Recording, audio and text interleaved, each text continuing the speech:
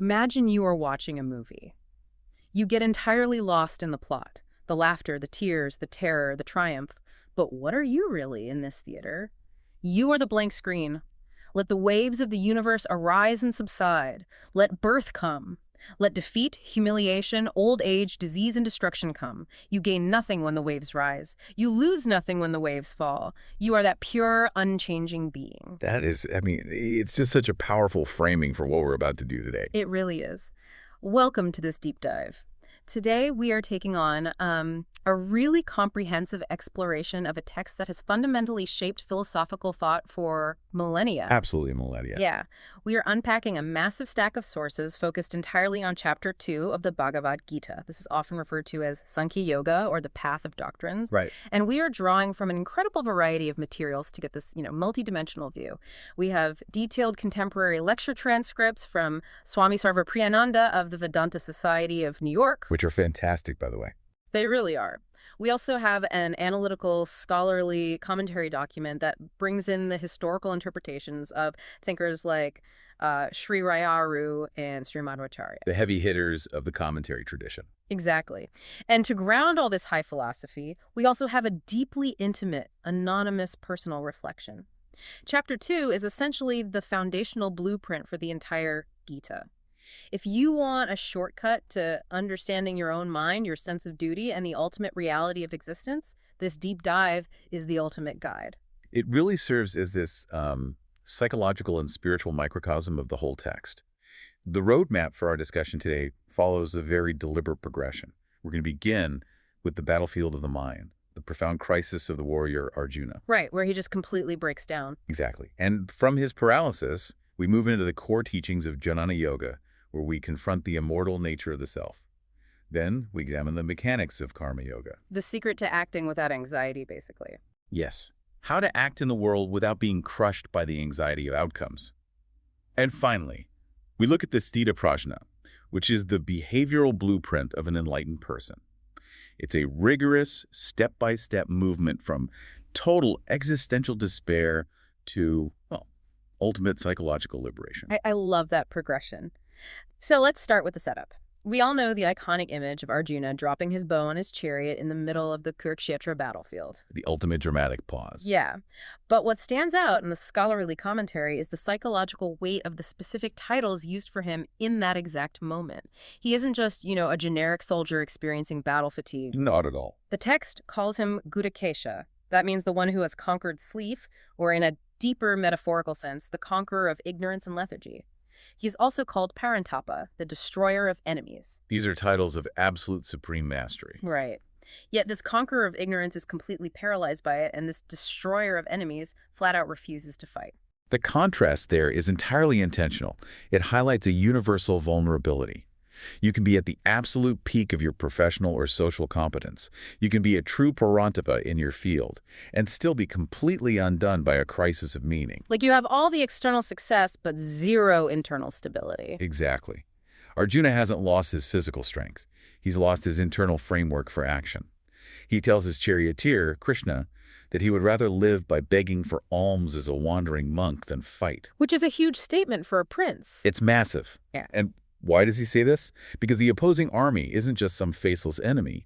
It consists of his respected teachers, Bhishma and Drona, his cousins, his elders. His own blood. Yes, the crisis is born from a severe conflict of duties. The duty of the warrior to uphold justice is clashing violently with the familial duty to protect one's kin and to revere one's teachers. This is where that anonymous personal reflection source bridges the gap between antiquity and our current reality so beautifully. Oh, I loved that part of the sources. It's so good. The writer of this reflection says, I am Arjuna. I am also Duryodhana. Duryodhana being the leader of the opposing hostile army, right? Right. The reflection goes on. On my good days, I am Arjuna, humble, calm, seeking truth. On my bad days, I am Duryodhana, egoistic, restless, angry, comparing myself with the world. Both live inside me. There is a constant war in my heart. This is my Kurukshetra. That just strips away all the historical distance. It really does. The battlefield isn't just ancient India. It's the daily internal struggle you face between your higher ideals and your lower impulses. And that internalizing of the text is precisely how it was meant to be read. If we analyze Arjuna's dilemma from a purely psychological perspective, he has found himself in a double bind. He thinks winning means losing. That's exactly it. If he wins the war to reclaim his rightful kingdom and protect his citizens, he has to slaughter his own family. He states very clearly that he cannot see how attaining unchallenged ownership of a prosperous world or even supremacy over the deities could dispel the grief that is literally drying up his senses. Drying up his senses? That is such a visceral description. It is. This isn't just sadness. It is a total systemic shutdown of his nervous system, caused by massive cognitive dissonance. See, I struggle with how Krishna reacts to this breakdown. Arjuna is weeping, his weapons are on the floor, he is talking about his senses drying up, and Krishna, he smiles. Yeah. The text specifically notes that Krishna smiles at him. In any normal context, if a friend is having a severe mental breakdown and you just smile at them, that is incredibly callous. What is the pedagogical purpose of that smile? I get why it seems harsh if you view it as mocking, but the scholarly sources clarify the nature of this reaction. It is a diagnostic smile. Diagnostic. Yes, Krishna smiles because of the sheer absurdity of the contradiction in Arjuna's behavior. The text uses a very specific term here, prajnavada. Prajnavada. Right. It means Arjuna is speaking words of profound wisdom.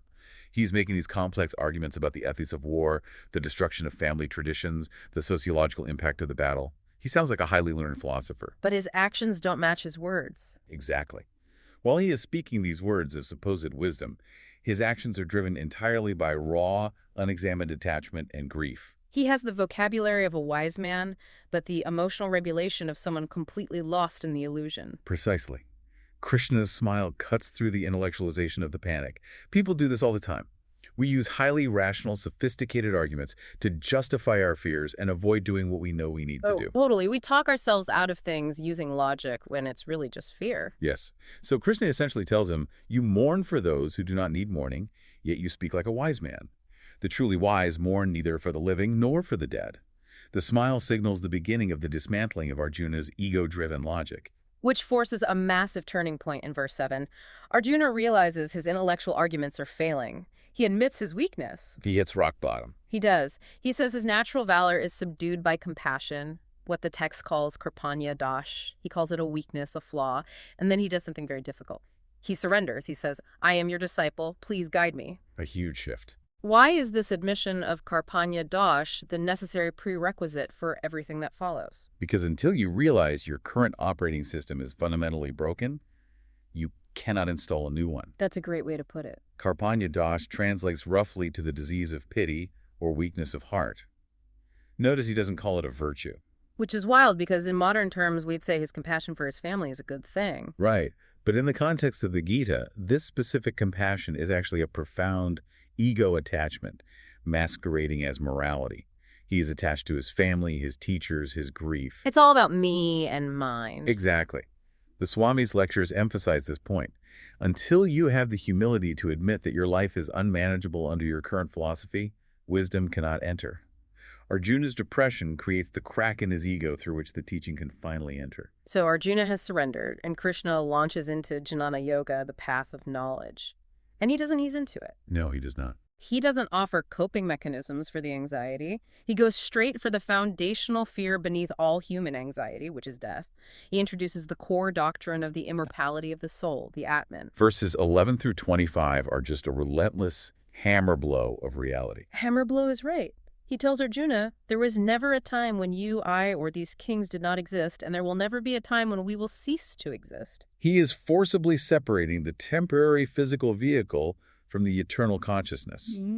Krishna asserts that you are not born with the birth of the body, and you do not die with the death of the body. And to make this abstract concept tangible, the text provides one of its most famous metaphors, the changing of clothes. It's such an elegant image. It is. Yeah. Just as a person takes off worn-out garments and puts on new ones, the embodied soul discards worn-out bodies and takes on new ones. It is elegant, Yeah. but applying it is incredibly difficult. Oh, absolutely. It's easy to say, I am not this shirt. Yeah. It's much harder to say, I am not this nervous system, I am not these memories, I am not this face in the mirror. The physical elements used to describe the Atman are absolute.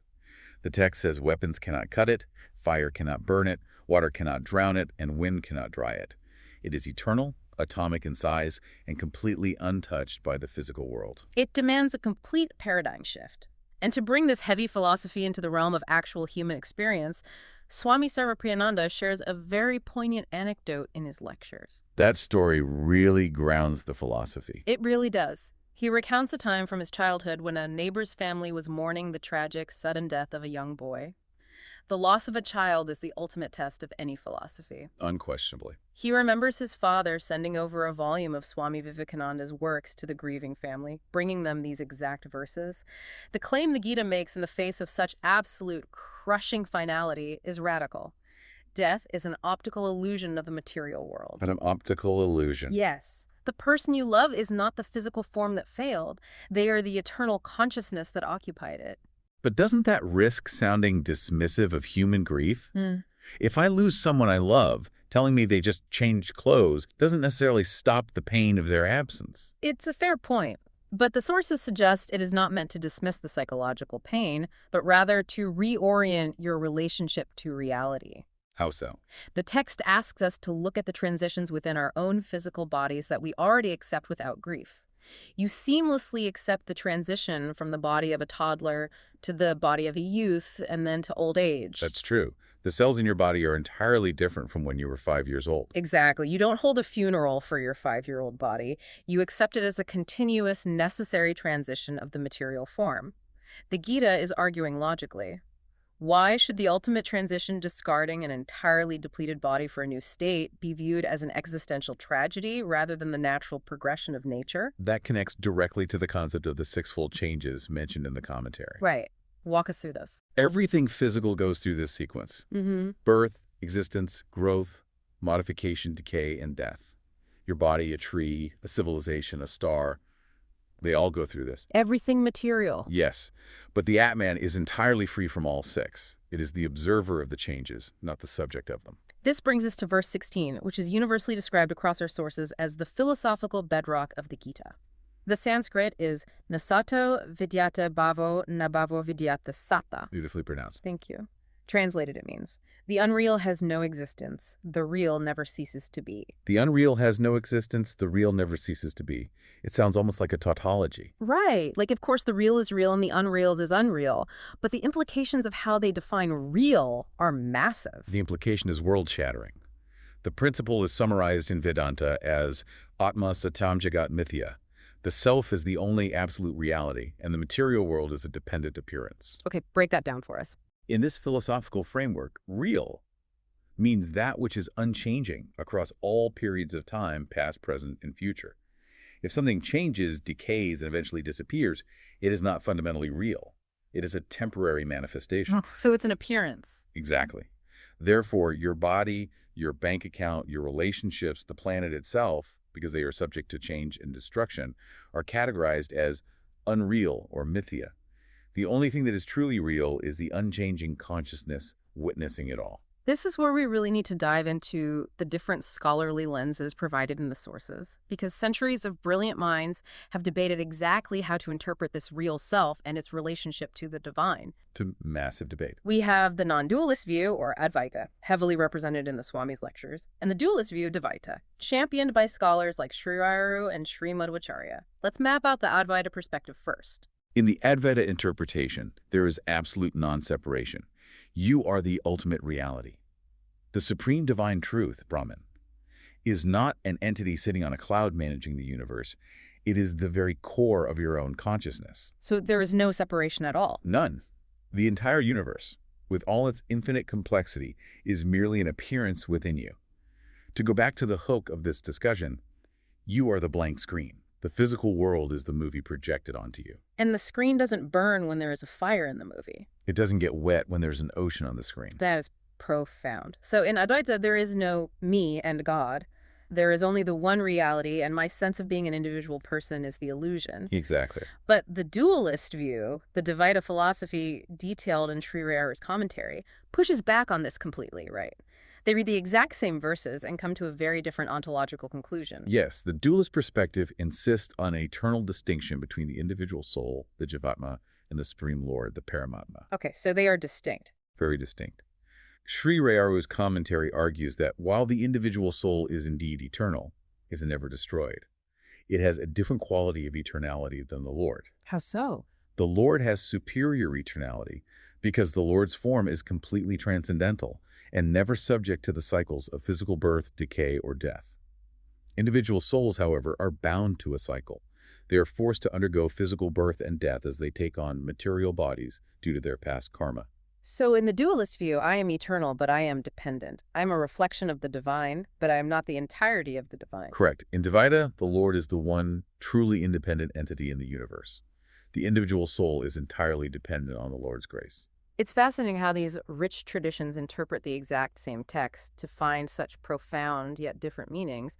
One tradition says, you are the ocean, while the other says, you are an eternal drop of water dependent on the ocean. Both frameworks use verse 16 to empower the individual to realize they are not the decaying physical body, but they offer vastly different models of what that immortal soul actually is. And both models lead to a concept that I find incredibly difficult to accept practically. The sources describe the Atman as a karta. Not the doer. Right. And bhakta, meaning it is not the experiencer of the results. If I am not the doer, who is doing the talking right now? Who decided to make breakfast this morning? This is a radical shift in perspective. To explain a karta, the Swami's lectures use a modern biological analogy. Consider your liver. My liver. Yes. It is a 50-acre biochemical factory, managing hundreds of chemical reactions every second. Are you consciously doing the work of your liver?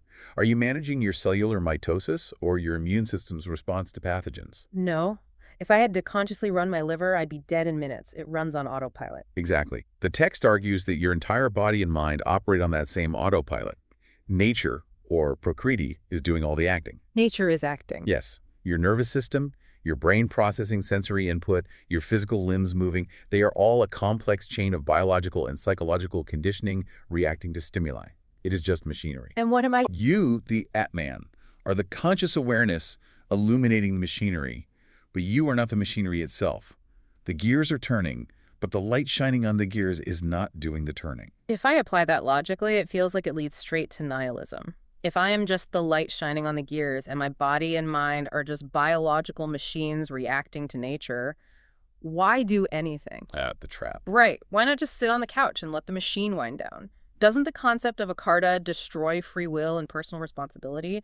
And honestly, Arjuna was ready to use this exact logic to drop his weapons and walk away from the war. That is the ultimate trap of misunderstanding Sankhya philosophy, and Krishna anticipates it perfectly. If you intellectually grasp that you are not the body, but your mind is still full of attachments and aversions, you will use high philosophy as an excuse for cowardice or laziness. You'll just bypass the work. You will say, I am the eternal Atman, therefore I don't need to pay my taxes or fulfill my duties. This is why Krishna executes a brilliant psychological pivot. Before he gets into the high philosophy of acting without attachment, he appeals directly to Arjuna's honor. Right. Krishna basically says, let's put the absolute reality of the universe aside for a moment and talk about your reputation. He knows his audience. He does. He tells Arjuna that if he runs away from this righteous war, a war to stop an oppressive regime, his enemies aren't going to look at him and say, wow, what an enlightened, non-dualistic master. They're going to say, look at that coward running from a fight. Exactly. For a respected warrior of his stature, Krishna reminds him, dishonor is worse than death. It is highly pragmatic. Krishna outlines a simple, irrefutable logic to snap Arjuna out of his paralysis. He presents the win-win scenario. Let's hear the logic. He says, look at the two possible outcomes of fulfilling your duty in this battle. If you fight and are killed, you will attain heaven because you died upholding righteousness. If you fight and win, you will enjoy the earth. In either scenario, you come out ahead. Therefore, stand up and fight. I have to push back on Krishna here. This seems hypocritical. Also, he just spent 20 verses telling Arjuna that the physical body doesn't matter, that birth and death are illusions, and that he is the eternal Atman. But now he is saying, fight so you can win a kingdom or go to heaven. Isn't that appealing to the exact material desires he was just telling him to transcend? it appears contradictory, yes, but it is a necessary stepping stone. This is pedagogy in action. Arjuna is in a state of tamas. Tamas meaning lethargy and delusion. Exactly. You cannot jump directly from deep depression and tamas to pure, unattached enlightenment. You first have to move into Raja's action, ambition, and duty. Oh, so he has to get him moving first. Yes. Krishna is meeting Arjuna where he is. He is using Arjuna's existing ego framework, his pride as a warrior, to get him moving. Once Arjuna is out of his paralysis and ready to act, Krishna then refines the motivation. He introduces the secret of karma yoga, which redefines action completely. And he does this in verse 47, which is arguably the most famous verse in the entire Gita. The anchor of karma yoga. Karmani avadikaras tema phaleshu kadachana.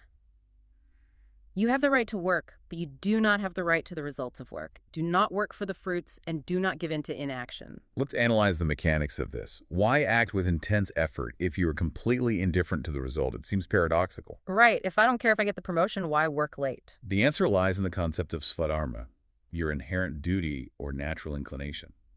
I find svadharma fascinating. It's loosely translated as your own duty, but it's deeper than just your job title. It's almost like a cosmic Myers-Briggs profile. That's a great comparison. You have a specific psychological makeup, certain innate talents, and a natural role you are meant to play in the ecosystem of society.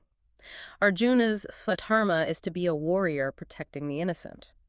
Someone else's might be healing the sick, raising children, or building infrastructure. Yes, and recognizing your svadharma is vital because it dictates the nature of your action. You act because it is your intrinsic nature to contribute in that specific way. But how you act is what transforms ordinary labor into karma yoga.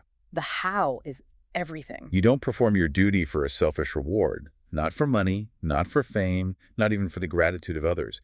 You perform the action to purify the mind, or to please the divine. Sri Rayaru's commentary adds a crucial perspective to this. He says humans only possess the agency to perform the action.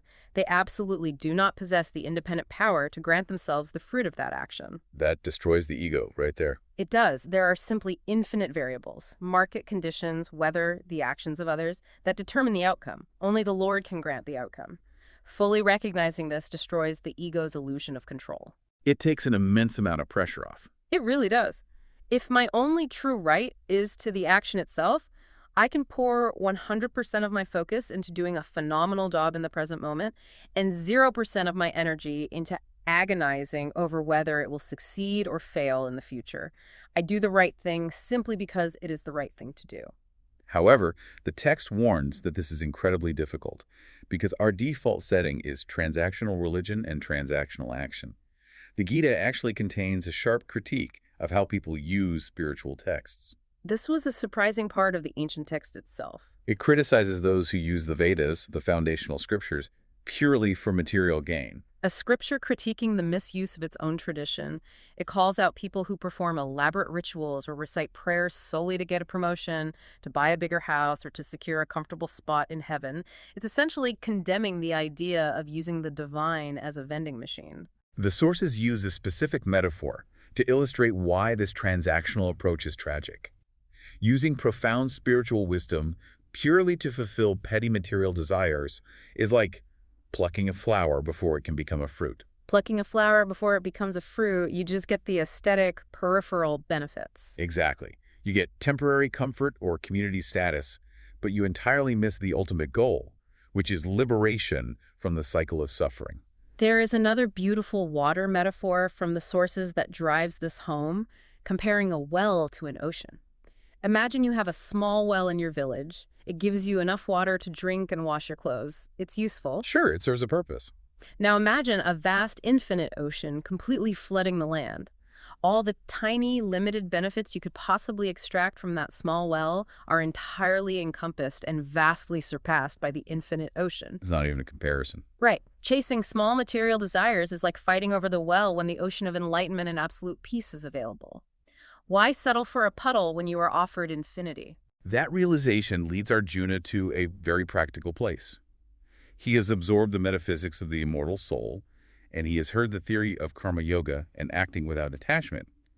But he is a pragmatist. He wants to know how this looks in the real world. He asks a question that sets up the entire final section of the chapter. He asks, what does an enlightened person look like? The text calls them a Sita Prajna one with stabilized wisdom. How do they sit? How do they walk? How do they talk? He wants the behavioral markers. He is saying, show me the proof. If someone has actually internalized that they are the eternal Atman and they have given up all attachment to results, how do they act when they get cut off in traffic? How do they act when they lose their job? The baseline definition Krishna provides is that a Sita Prajna is someone who has completely dropped the deep-seated, subtle desires of the mind, the manogatan. Drop them completely. Yes, They are entirely satisfied with the self, by the self. Because their internal fulfillment is absolute and not dependent on external variables, their reactions to the world are fundamentally transformed. They aren't riding the roller coaster anymore. They are not depressed by severe distress, nor are they excessively elated by sudden happiness. They are free from attachment, fear, and anger. But getting to that baseline is notoriously difficult because our minds are wired for self-sabotage. Verses 62 and 63 provide what might be the most acute psychological map of human downfall ever documented. Pure ancient psychology. It is a precise 7-step anatomy of destruction. It explains exactly how we lose our peace. Let's trace that exact sequence from the sources because it begins almost imperceptibly. Step 1 is dwelling on sense objects. This is simply allowing the mind to constantly think about something it perceives as desirable. Let's ground this in a modern example. Say you find out a colleague got a promotion and a massive corner office. Step 1 is just thinking about that office. You picture the view. You imagine sitting behind that desk. It seems like harmless daydreaming. But that dwelling inevitably crystallizes into step 2, attachment. The thought, that is a nice office, becomes a sticky psychological bond. You begin to identify your own worth with the attainment of that object. Which leads directly to step 3, desire. It mutates from attachment into an obsessive craving. You need that office. You feel empty without it. You start plotting how to get it, and your peace of mind is now entirely contingent on achieving this goal. And because the material world is unpredictable and full of obstacles, desires are frequently thwarted. When the obsessive craving is blocked, it explodes into step 4. Anger? The frustration turns into rage. You become furious at your boss, your colleague, the company, the universe. And anger is blinding, which triggers step 5, delusion. When you are furious, you lose your perspective.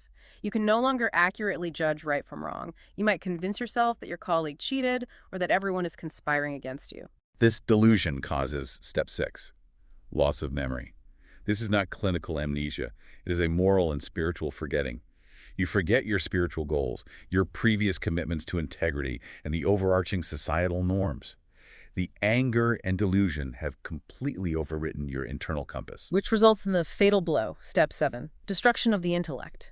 Your ability to reason, to weigh consequences, and to make rational choices is entirely gone. And once the intellect is destroyed, You reach the final outcome, ultimate downfall. You send the furious, insulting email, you sabotage the project, you get fired, you ruin your reputation. The entire collapse of your life began simply because you couldn't stop dwelling on the image of a desk in step 1. Srimad-Acharya's commentary provides a striking metaphor for this terrifying vulnerability. He compares a mind blindly following its senses to a ship caught in a violent ocean storm. The ship metaphor is brilliant. Just as travelers on a ship might have a precious, life-saving idol of Krishna on board, they completely ignore it while the sea is calm. Only when the storm of the senses hits and the ship is sinking do they cry out in terror. We ignore the divine wisdom within us, our intellect, and our connection to the Atman, until our unchecked desires create chaos, and by then, the ship is often already going down. So what is the antidote? If simply thinking about things leads to attachment and attachment leads to ruin, what do? Do we starve ourselves? Should we retreat to a cave and completely avoid the world? No, and that is the most common misinterpretation. The Gita does not advocate for sensory deprivation.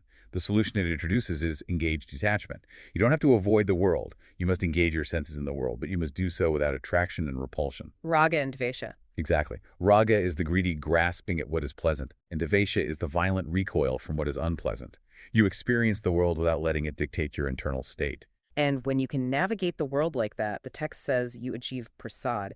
We usually translate prasad as a physical offering or food given after a ritual, but here it means a state of mind.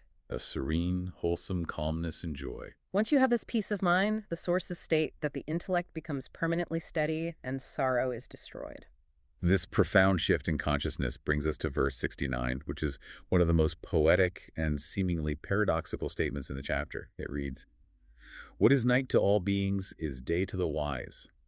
What is day to all beings is night to the wise." Day is night and night is day. If we look at this literally, it makes no sense. What is the philosophical paradigm shift happening here? It illustrates the complete reversal of values between an unenlightened mind and a Siddhita prajna. To the ordinary person, the material world, the pursuit of wealth, the accumulation of status, survival is bright, obvious daylight. It's tangibly real. Conversely, the spiritual reality is invisible and obscure like a dark night. But for the Sthita Prajna, the enlightened mind, the polarity is flipped. The blazing reality of the divine, the eternal Atman, is overwhelmingly obvious. It is their daytime. It is what matters. Meanwhile, the frantic, petty squabbles of material obsession seem like people sleeping in the dark. Swami Sarvapriyananda shares a highly amusing anecdote from his source material that encapsulates this perfectly. He tells of waking up in the middle of the night to find a thief in his room. Oh, this is such a good story. The thief is fully awake to his job in the dark. He is hyper-focused, anxiously looking for a watch, cash, anything of material value. His entire consciousness is consumed by this stressful material pursuit. Meanwhile, the Swami is just standing there red-faced, observing this frantic activity. They are in the exact same room at the exact same time, but they are awake to entirely different realities. The thief is awake to the material theft, and the Swami sees it as a sleepwalker's illusion. It perfectly illustrates being awake to totally different realities. And this culminates in the final, crowning metaphor of the chapter, found in verse 70. It describes the ultimate state of the stabilized mind, comparing it to the ocean. Rivers constantly flow into the ocean from all sides, bringing vast amounts of water. But the ocean doesn't overflow. It doesn't lose its bounds. It simply absorbs everything. If we apply that ocean framework to a modern scenario, it changes how we process everything. An enlightened mind absorbs all experiences, good, bad, painful, joyful, without being disturbed. They achieve the Brahmisthiti, the state of Brahman, reaching ultimate peace and liberation. That is the ultimate promise of this incredible chapter. So, to leave you with a final, provocative thought drawn from the depths of these sources, consider the idea that right now, beneath all your anxieties, beneath your own personal Kurukshetra, you are perfectly safe. The real you cannot be cut, burned, drowned, or dried. Next time you feel completely overwhelmed by the crushing demands of the world, remember that you only ever have the right to the action, not the result. The universe is playing out exactly as it should. You just have to play your part on the stage, anchored firmly in that deep, unshakable ocean of peace. Thank you for listening all the way to the end. If this message was helpful, please like the video and subscribe to the channel. It means a lot to us and helps us continue creating content like this. And if you believe this message could help someone you know, please don't forget to share it with them. We'd also really appreciate your honest feedback. In the comments, tell us, what are we doing right and what should we improve for future videos? Thank you again for being here. We'll see you in the next one.